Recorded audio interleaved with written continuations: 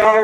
আমি দয়ার নবী জানিয়ে দিলাম, কোন সন্তান যদি তার গায়ের চামড়া কেটে কেটে কেটে ওই মা জননীর জন্য এক জোড়া যদি পরশ বানিয়ে দেয়, আমি দয়ার নবী, আমি মায়ার নবী জানিয়ে দিলাম, ওই মা জননীর এক ফোঁটা দুধের ঋণ শোধ করতে পারবে না। হবে না? সুবহানাল্লাহ। না জানি আমি আপনি সন্তান হয়ে কত কুইন্টাল, কত মন, কত কেজি দুধ খেয়েছি, কথা ঠিক না বেটি? আজকে যদি মা একটা হুকুম করে, আরে তুমি আমার জন্য কি করেছো, যাও তুমি যত খরচা করেছো তোমার সব খরচা দিয়ে দেবো, বলে কি বলে না? আপনাদের এখানে বলে, আমাদের 24 টাকার কথা বলছি।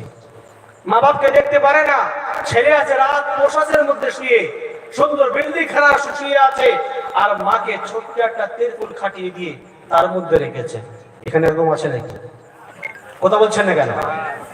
আলহামদুলিল্লাহ, আপনাদের এখানে অনেক বলো, তোরা আমাদের 24 পরগনার কথা বলছি না, আমি এখানে সামনে প্রবলেম করবো না।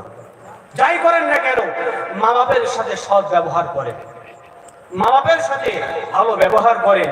আল্লাহ রাসূল সাল্লাল্লাহু আলাইহি ওয়াসাল্লাম বাস্তব জীবনে দেখিয়ে দিয়ে গেছেন যে মাকে কেমন করে সম্মান করতে হয়।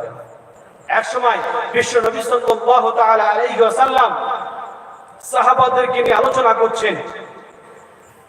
আলোচনা করতে করতে এমন করে হঠাৎ করে এক বুড়ি মহিলা মাজাটা কুঁজো হয়ে টুকটুক টুকটুক করে আল্লাহ রাসূলের দরবারে হাজির হয়ে গিয়েছেন।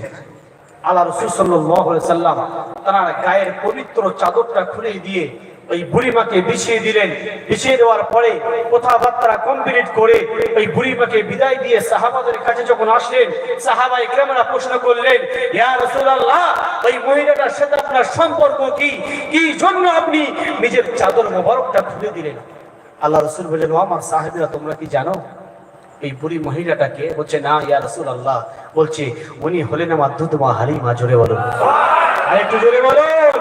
আমার ভাইরা, বেশি লম্বা চড়া করবো না, আপনাদের হাতে না ধরে বিশেষ করে আমার যুবক ভাইদেরকে বলবো, অল্প বয়সে মুসলমানদের ঘর ছেলে মেয়ে বিয়ে দেওয়া হচ্ছে, আর সুন্দরী বিবি পেয়ে তারা কি করছেন?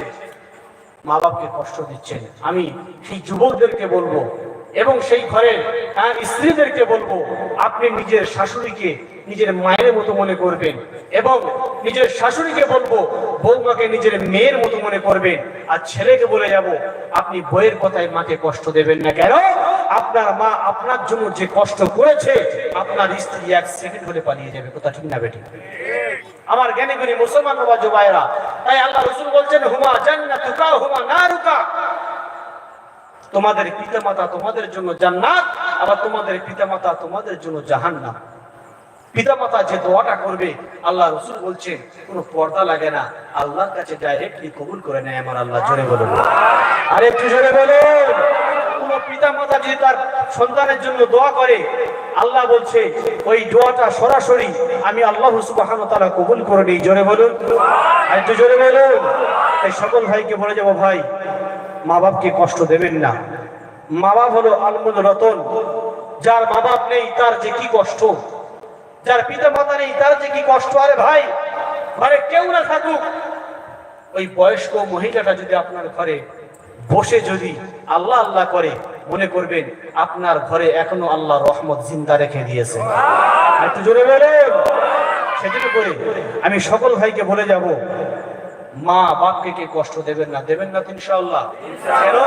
আল্লাহ রাসূল বলছেন, মায়ের সামনে বাপের সামনে যখন কথা বলবে, মাথাটা নিচু করে নম্রতা ভদ্রতার সাথে মায়ের গলার আওয়াজের চাইতে তোমার আওয়াজটা যেন বেশি না হয়ে যায়। আল্লাহ রাসূল আরো বলছেন, যে সন্তানের উপরে পিতামাতা নারাজ, আল্লাহ বলছেন সন্তানের উপরে আমি আল্লাহ নারাজ। সেটাই আমরা করবো নাকি? পিতামাতাকে সম্মান করবো ইনশাআল্লাহ। ইনশাআল্লাহ। যদি কেউ ভুল করে থাকেন, পায়ে ধরে ক্ষমা চান। মায়ের মনটা অতি নরম। মা চাইলে দেখবেন সন্তানকে বুকে জড়িয়ে নিয়ে সকল দুঃখ কষ্ট মা ভুলে যায়। জোরে বলুন না সুবহানাল্লাহ। আর একটু জোরে বলুন না সুবহানাল্লাহ। সকল ভাইকে বলবো, যাদের ঘরে বৃদ্ধা মা বাবা আছে, সেবা যত্ন করুন, দোয়া নেন, ইনশাআল্লাহ আল্লাহ আপনার রাস্তা দেখিয়ে দেবে। জোরে বলুন সুবহানাল্লাহ। আল্লাহ